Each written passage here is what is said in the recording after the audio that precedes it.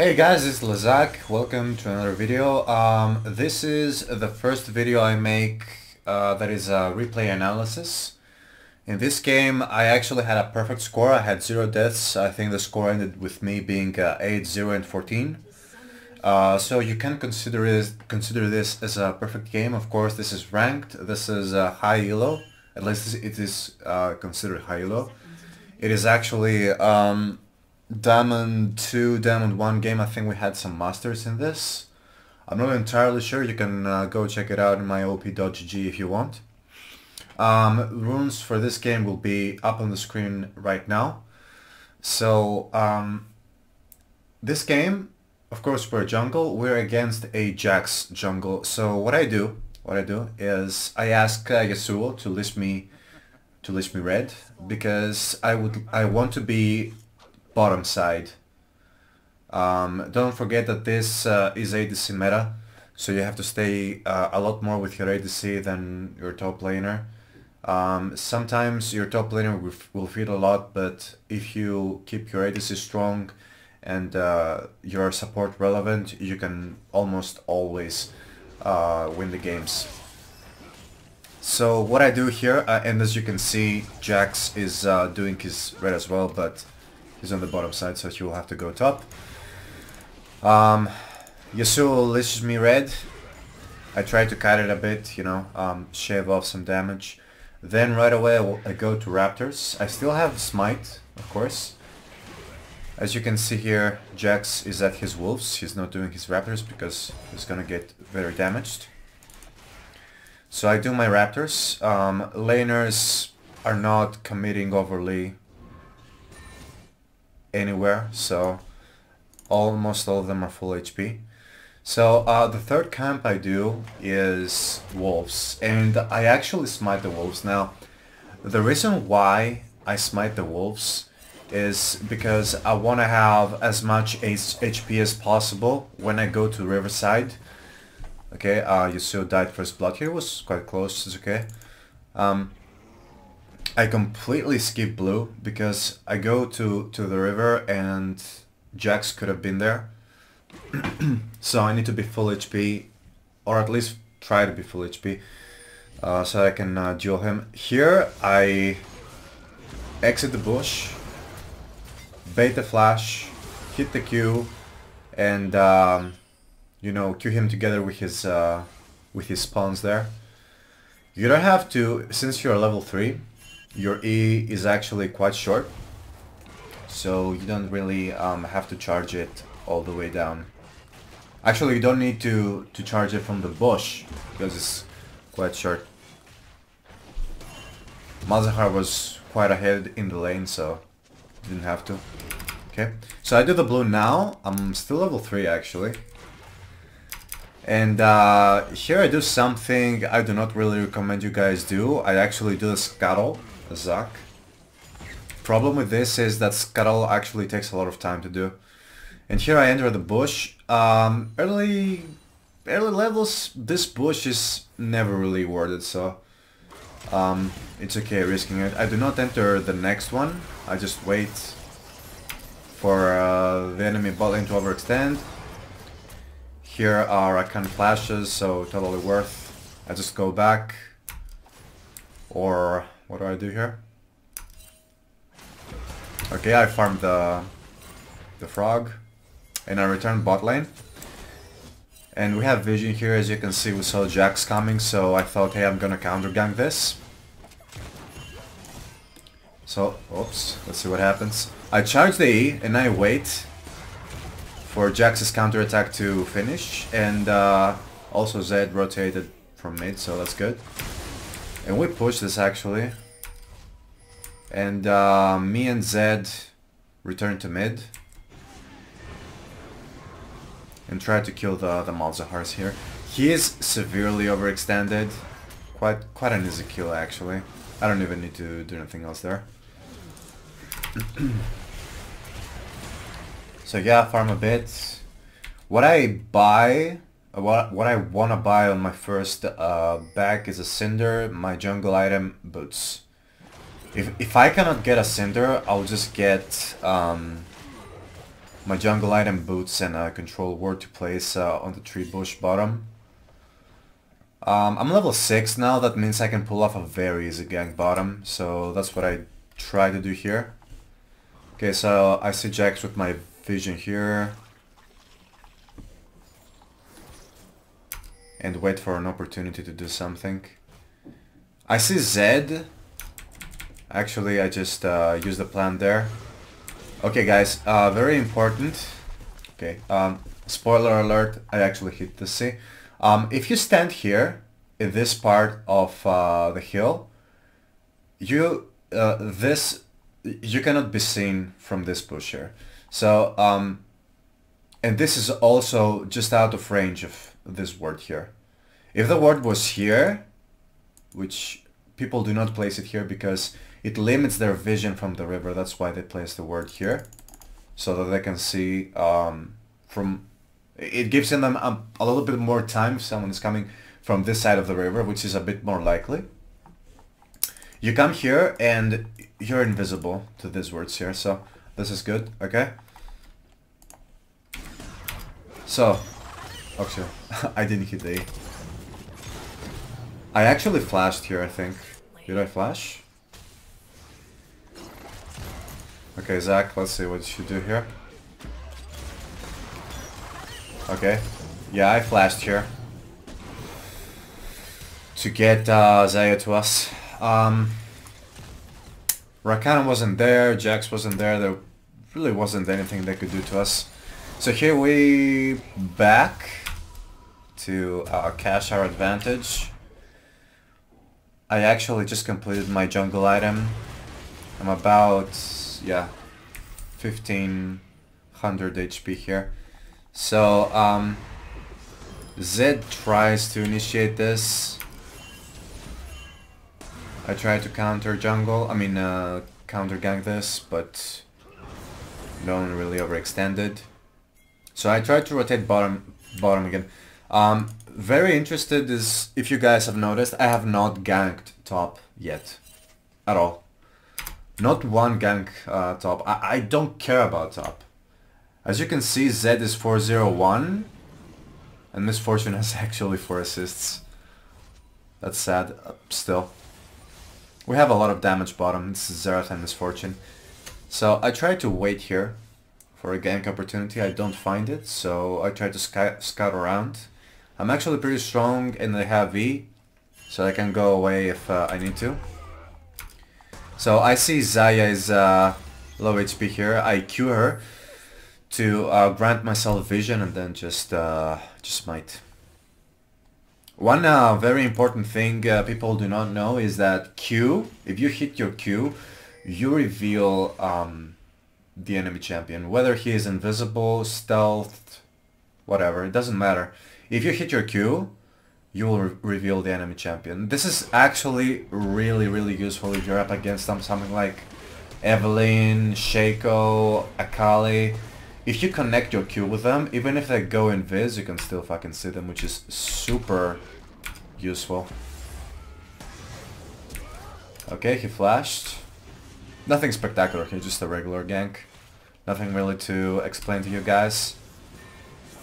Here we try to pressure bottom a bit. I think I'm going to, yeah, do this and back off after I do the Raptors. So I see bottom is pushing a lot. Jesus Christ, 6 assists on Misfortune. Damn. So we got first turret, super important. Yasuo right now is 1-4 and 1. 0.5 KDA, which is horrendous. Typical Yasuo main. Haha. Here we do the Drake, it's actually quite free. We're very strong. As you can see, only Yasuo has deaths. But it doesn't matter, we can carry without Yasuo. So, just farming a bit here. I see nobody in the map, let me put the vision on us for Team Red. Okay, so as you can see in the minimap, we have vision of them on the riverside. So this is where I rotate. I mean, I can see the enemy support, but I don't really have to see the enemy ADC. I can assume, okay? So this guy flashed, he wanted to jump on Zed. I connected the Q, so there wasn't anything he could do. Yeah, this was my bet here. I did not actually see MF at all. If I had just tapped the E, or actually fully charged the E and just didn't move them at all, it would have been triple kill for MF. And maybe a kill for Zed, I don't know. So a small misplay there, I just burnt my passive, that's all. So MF is in lane, we push start, very self-explanatory. Okay, so I disengage here, no reason to engage. I'm low, MF has no MP, she has no ult, so we just back this. We play it safe. And alright, so Xerath is actually DC here, I think. I'm not entirely sure. I actually don't want to continue this. I actually want to just go back. But I ended up putting a ward here. Okay, so I don't have ult yet.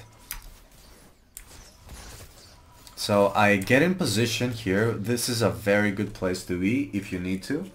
But at the same time, I back because I had items to buy. I obviously bought Mercurial boots because okay, so if you take a look at their team, they have AD, support, irrelevant damage, AP, AD, kind of AP damage from Jax, and some CC. So you only really want to invest a little bit of magic resist, and what better way to invest in a little bit of magic resist from Mercury's or Mercurius? What is it called? Mercury's? Yeah, Mercury's threads. So I just buy Mercury's and then armor. Armor. You want to have like 80 magic resist and around 150 armor. If you have that by minute 25, you're very good. You're golden. So I escort MF here. Don't forget that Xerath is more like a caster than a support. So I get in position here. We have vision of them. I charge my E. Okay, Malzahar flashed. I just slow him. And he dies. Very easy, very easy. Guys, we're very out of position. So I have ult right now, so I stay away from vision, charge my E, and wait for them to overextend so I can go on them pretty much. And I immediately back off. I just want the turret. I just want the objective. I just want the objective and get the hell out of there. I just want objectives, guys. These are free. We have so much pressure, they cannot do anything to us. If we take the objectives and not try to all the time push mid, like it's a rhyme or something, we're gonna win really easily. Like, we're stronger than them. We could probably beat them if we sieged mid, but we don't have to. There are much easier ways to actually win the game. So we do the Herald here. Almost no contest. Gnar tried to come, I CC'd him, I killed him. Easy, end of story. Nothing he could have done. So Xerath ended up taking the eye, which is fine. Now I go back, I complete a Randuin. So, people think that you should only buy Randuins if the enemy team has critical and stuff. Truth be told, I buy Randuins mostly for the CC, for the slow. Because the way it works actually is really effective alongside my ult. So if I pick up 2 or 3 people with my ult and I just land and activate Randuins, I can land my Q so easily and perma-CC them. It's actually death if you pull off so much CC in these kinds of games where people know how to deal damage. So this is what I did pretty much. So Yasuo finds the chance to do the Drake. He actually has PD, I mean Phantom Dancer. And with the help of MF it's actually very easy. I just land, smite it, to do just a tad faster. Since Baron is not up, we don't really need Smite. We rotate bot here because we see that there is a turret available. I ward this, Signar, Q him, and look for someone to kill alongside. But Gnar moves to my ADC, so I'm out of position and I need to go to my ADC to peel ASAP. Here I get taunted, which is, you know, very bad. My ADC is dying, I flash. My ADC is here, slowed, opens ult. I go to Rakan a bit, but then I return on Gnar. I actually chase Gnar, very greedy of me, but I do end up killing him, I think. I missed my Q. I kill him, but we end up losing this fight because I did not have enough time to peel from my ADC. This is a lost fight. This is a throw, consider the throw. We had bad positioning and Gnar was already in Mega Gnar, so he had mobility to go to my ADC and he got a follow up from Rakan and his ult, which is not great here. I know that everyone is back, so I find a chance to actually push a bit to relieve some pressure that will allow me to go back and buy stuff. And I end up buying, I actually go for Vow this game, which is a very good purchase considering Miss Fortune has no disengage and just needs to stay alive and is kind of guaranteed that she will get damaged a bit. So we see Malzahar here. I tried to hit a Q, I missed the Q. So we decide not to pressure any longer. We're actually very far from Baron and we have no vision from them in the map. So what we do is start rotate middle. So Xerath gets initiated here. We have this, guaranteed no vision here, so I charge my E. But I don't really have, yeah, this is a bad ult. This is a bad ult here. It happens. There was a small chance of them actually moving on me. It has happened before, that's why I pressed the ult. So I just press it anyways. And actually that stopped them from continuing to push. So it sounds silly, but hey, what do you do? So I open my Oracle Lens here to see if there is a ward here. But Rakan actually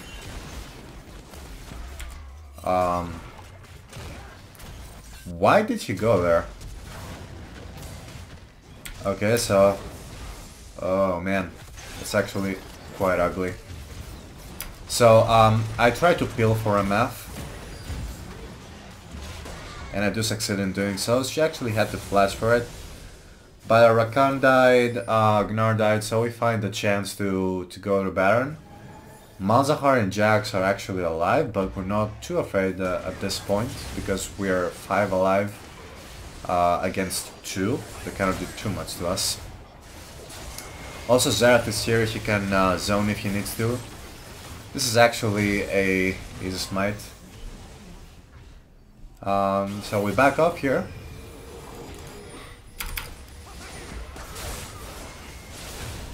I go back, I buy my Vow, and I go to MF. At this point, I just need to stick to MF. I need to do nothing else. And I instant win the game. Keep MF alive. Zed is gonna do his thing.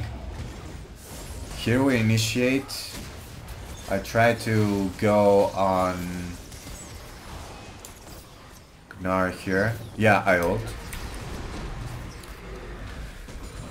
I move him to pit, I break Malzahar's shield, and I kite backwards. I see MF, so Jax goes on me. I try to get to disengage, they start to go on MF, I think. Xerath just goes a tad more in front than I'd like. But MF is doing some damage actually, because Gnar is occupied with me. Here I disengage, I still have passive, so I'm not very afraid to play this. I wait for MF to give me vision of Gnar. He's not chasing anymore. We have vision here, so I'll see him if he goes there. Yeah, he's here. So I E, Q. I let him break my passive and allow him to get the kill pretty much. So the reason why we won this fight was because I kited backwards and I baited them into trying to kill me instead of all of them focusing on MF. Gnar can kill MF quite easily because he's actually strong. He beat Yasuo, he had early advantage. And he's the only one with the most kills. He has Cleaver, Mallet, he has Vampiric Scepter. He can do damage to MF. So by baiting him, they had no damage to actually take MF down. So I allowed her to deal the damage necessary to win the fight. So next Drake is Inferno. Right now we have 2 Mountain Drakes and soon we'll have 1 Infernal. So here we see an engage, I see Jax, I get into position, I charge my E and wait for an opportunity. I go here. This is guaranteed Q, guaranteed CC, guaranteed really good ult. I just go back. Actually, don't go back to my ADC because everyone is dead. Yeah, at this point, the game is kind of over for them. Yeah, the game is over, dude. So as you can see, the replays, yeah, they started the game. Thanks so much for watching, guys. This is Lezac. I hope you enjoyed this type of video. If you did, please leave a like below, and I'll see you next time.